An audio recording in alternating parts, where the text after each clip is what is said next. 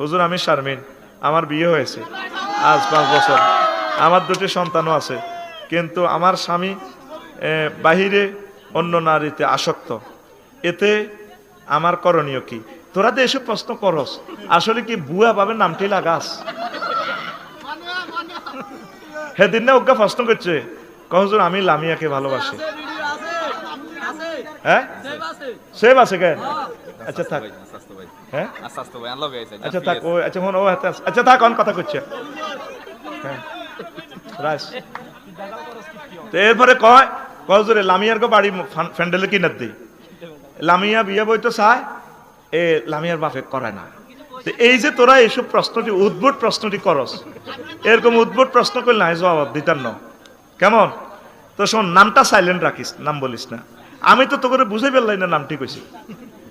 তো আমার বিয়ে হয়েছে 5 বছর, আমার 2টি সন্তান, স্বামী অন্য নারী তা আসক্ত, জিয়ানে আসক্ত হয়ে গেছে। আপনার মুসলমান ভাই হিসেবে তারা বাঁচাইবেন, কেমনে বাঁচাইবেন?